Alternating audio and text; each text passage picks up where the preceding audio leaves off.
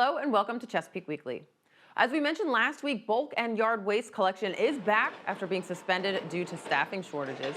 Now, while the crews were out starting on those collections, we sent our cameras out to give you an idea of how bulk and bagged yard waste is collected.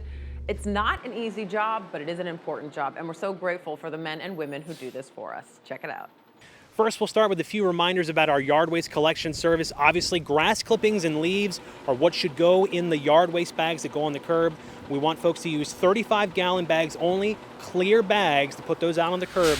No solid matter from your yard should go in those bags. No dirt, no mulch, clay, sod, rocks, anything solid or heavy. That can be dangerous for workers that have to pick those bags up and put them in the back of the vehicle above waist height in a lot of cases. Not to mention that those bags can sometimes rip and spill the contents all over the gutter, the fronts of the right-of-way, yards, sidewalk, and that gets into the waterways and into the drainage system. Bulk trash collection is also back, one of our most popular services we offer in town here. All bulk trash pickups must be requested in advance, and there are two ways that you can do that. A, you can call us at 382-CITY, that's 382-2489, to request collection, or you can use cityofchesapeake.net, click Request a Service, or the city's Request mobile app to put your request in online. Anything from refrigerators, couches, even larger branches. If you have a tree in your yard that you wanted to trim, or a lot of bushes, vegetation that you have longer branches, those are considered bulk trash and not bagged yard waste. And they will require a collection request just like that couch or refrigerator or other appliance from your house that needs to get picked up. So make sure you definitely call those larger piles of yard waste in as a bulk trash request. Bulk waste collection requests can be made by calling the Customer Contact Center at 382-2489, going online to cityofchesapeake.net/requests, or by using the Chesapeake Service Request app. Requests must be made no later than the weekday before your normal collection day, and your items can be placed at the curb up to 3 days prior to collection. You don't need to request a collection for bagged yard waste. Now, just a reminder that we do continue to expect high demand, so delays could occur. If you put your items at the curb and requested a collection for any bulk items, then you've done everything you need to do, and you can just leave your items until they're collected. For more information on waste disposal in Chesapeake, visit cityofchesapeake.net/waste guide. Now, while we're talking about disposal, we have another quick update on recycling. So, quick reminder that Chesapeake City Council chose to end its contract with TFC Recycling, which will end July 1, but recycling in Chesapeake is not coming to an end. So, subscription-based recycling options are coming to Chesapeake, giving residents the ability to opt into the curbside recycling program that works for them. As for your blue bins, we ask that residents continue to use them for acceptable recyclables until the end of June with the TFC Recycling curbside collection, when that will end. Then you'll be able to keep your blue bin and use it as an extra trash can to be serviced by the city. For continued updates on the future of recycling here in Chesapeake, visit cityofchesapeake.net/recyclingFAQ. Now, another option for those looking to properly dispose of some items is to attend Chesapeake Recycles Day. The next one is coming up on Saturday, April 23rd from 9 to noon at Chesapeake Square Mall. SIPSA, Shred It, Goodwill, and TFC Recycling will be on site to help you dispose of your old electronics, sensitive documents, and household hazardous waste for proper disposal. There will be 2 other events this year at different locations in the city, so if this weekend doesn't work for you, another opportunity will be coming. Learn more at cityofchesapeake.net/recycles day. Now, one thing that you cannot bring to Chesapeake Recycles Day events, nor should you put in a garbage can or down the drain, is medication. But Drug Take-Back Day is coming up to give you an opportunity to properly dispose of those items. On April 30th from 10 to 2, bring your expired, unused, and unwanted prescription drugs to the 2nd, 3rd, 4th, or 5th Police Precinct or the Sheriff Office headquarters. Now, they can't take liquids or needles, but any sort of pills, capsules, or patches are welcome. Now, if you do need to dispose of needles, place them in a hard plastic container like a laundry detergent bottle. Clearly mark them sharps and put them into your trash can. And remember that there's always a secure drop box for unwanted prescription pills, capsules, or patches at police headquarters on Albemarle Drive, which you can access during normal business hours. Well, attention to major transportation projects often doesn't come until the cones are in the roadway and the shovels in the ground. But the process of getting those projects shovel-ready is a long one, and it works best when it has participation from the public. That's the phase that VDOT is in right now for the future improvements to the Bowers Hill interchange. And while construction isn't likely to start until after 2035, now is the time to provide your thoughts to help shape the future of that complicated interchange. So with the Bowers Hill Interchange Improvement Study, right now, VDOT is sharing what their preferred alternative is. And what that is the recommended preferred alternative to show what is going to possibly move forward in the design phase prior to construction.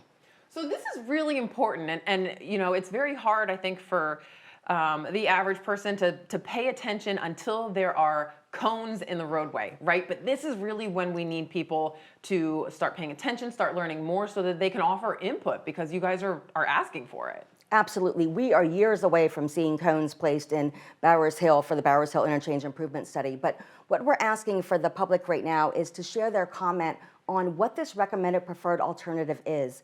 And so we have a public hearing that's coming up April 26th virtually for those that would rather join that way, and April 27th, the next night, in person at our Suffolk District office. And you were saying comments for this particular phase of the survey are due by May 7th. But, you know, we've been talking about this survey for what feels like a long time now. And I'm sure that there's going to be additional opportunities moving forward. Absolutely. So we've been talking about the Bowers Hill Interchange Improvement Study since, you know, as early as 2018. And so we all know what the Bowers Hill area is. And so that is not only affecting Chesapeake, but also Suffolk and Portsmouth. And so when you take a look at the map and then you see what the boundaries are, that's a big area to cover. And so we just want to hear from the public now about what this preferred alternative means to them, and also what they think about it moving forward, thinking about the next few years, and then be able to share that impact, share that feedback regarding the impact that they personally might feel about it. So again, the public hearings for this phase of the study are next week, but of course you can always view the project information at bowershillinterchange.com, and there will continue to be opportunities for you to comment on this particular project as they move through the study phase, the design phase, and finally onto construction. This April marks the 54th anniversary of the Fair Housing Act. The Fair Housing Act protects people from discrimination when renting, buying, or securing financing for any housing. This is the cornerstone of the work done by the Chesapeake Redevelopment and Housing Authority. They were honored last week with a proclamation from Chesapeake Mayor Rick West. Here's CRHA's Executive Director, John Kanak. Thank you, Mr. Mayor, Mr. Vice Mayor, Mr. Curry. Just really appreciate this.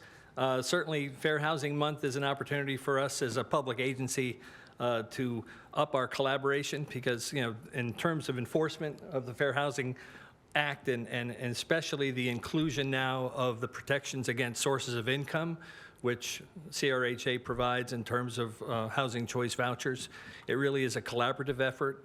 We've had a new brochure printed up, and we hope to have some educational forum activities with landlords, working with the city's Department of Planning and Community Development. So we're really looking forward to getting the word out in terms of what the roles and responsibilities of the various partners are. But we appreciate this proclamation, and thank you very much. Thank you. Learn more about CRHA and how you or your organization can help them in their mission by visiting crhava.org. Well, for over a decade, the new Chesapeake Men for Progress Educational Foundation has been changing the lives of young Black men in Chesapeake through educational programs and services, scholarships, and mentoring. The 14th Black Male Achievement and Scholarship Breakfast is coming up at the end of this month. We did not conduct the program because of the virus for 2 years. So we're excited about this year's program at the Conference Center.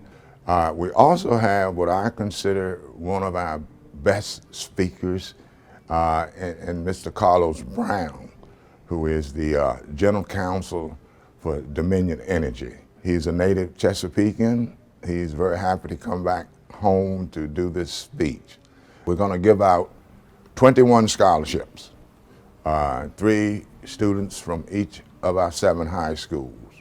Also, we're going to be honoring our middle school students. We'll have 10 middle school students who will be getting what we call the Dr. Darnell Johnson Merit Scholar Award. These students, we thought in middle school, would be our ambassadors, hopefully influencing some other students and let them see how well they really can do. Dominion Energy became our first ever signature sponsor.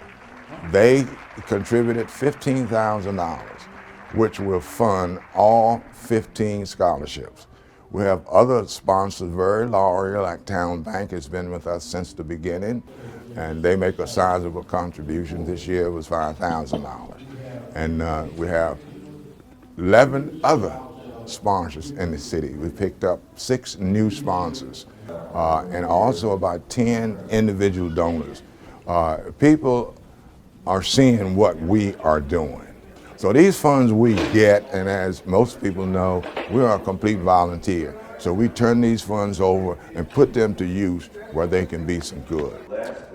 When we leave this year's program, we will have contributed $177,000 towards scholarships and mentoring and school supply. So we've had an impact. We know this because these kids, we talk to these kids once they go to college and when they come back. To get your tickets to this worthwhile event or to provide sponsorship and support, visit thencmpeduf.org or call 650-0174. Well, we're approaching summer vacation, which means lots of local teens will be looking for something to do. Now, if volunteering is on your teen's summer to-do list, a really great option for those looking to bulk up those college resumes, Chesapeake Public Library has opportunities for you. So like we do have the basic, probably one that you think about, shelving, and that would be a lot of the circulation things, pulling holds. But like if you're helping with youth and family services, they'll need help with crafts. So if you're artsy, that's a really great place. Plus we want you to also think about what sort of programs you'd like to be running and like to see in our libraries, whether it be for your age or younger. Maybe you have an interest. So actually helping develop programs is something volunteers can do. And like I said, library influencers, I brought some books today. Maybe they'd be making displays. Like these are a lot of the popular books from this past year. Or like I said, helping out on our Instagram. And maybe they have a lot of library spirit and they want to help at one of our day of events like Fantasy. That's something our teen volunteers can do. So there's a lot of different things that we can get involved in depending on what our interest levels may be and what our teens' interest levels may be. And one of the issues that my oldest had a problem with was trying to get that first job. It's very hard in a competitive market to get a job if you don't have any experience. Volunteering is a great way to do that. Right, they'll get the experience of an actual interview at the beginning of the teen volunteering. Plus then they get that structure of needing to show up to fulfill their 2 hours a month and being able to tell us if they're not going to make it before their actual day of volunteering. It gives them that structure for career readiness. You can watch the rest of that episode of Library Life to learn more by finding it at youtube.com/Chesapeake Television. And you can find more information as well as applications for library volunteer opportunities at chesapeakelibrary.org or just walk into your local branch. Now, if you're looking for a fun and exciting job in tourism and hospitality, there's a job fair coming up for you. The Chesapeake Hospitality Job Fair is on April 28th from 1 to 6 at the Conference Center. Representatives from local hotels, conference facilities, restaurants, breweries, and retail stores will be there with jobs available. It's going to be a great opportunity to get into a thriving section of our city and region. For more information, call Parks, Recreation, and Tourism at 382-6411 or email tourisminfo@cityofchesapeake.net. And before we go, a quick reminder that it is budget season, and now is the time to make your voice heard. You can find all the budget documents and presentations at cityofchesapeake.net/budget, and you can attend the last 2 public hearings on the budget, which take place at the regular City Council meetings on April 26th and May 10th at 6:30 p.m. in Council Chambers at City Hall. Well, that does it for this episode of Chesapeake Weekly. We leave you now with what Parks and Rec has going on this week. Thank you so much for joining us, and everyone have a great week.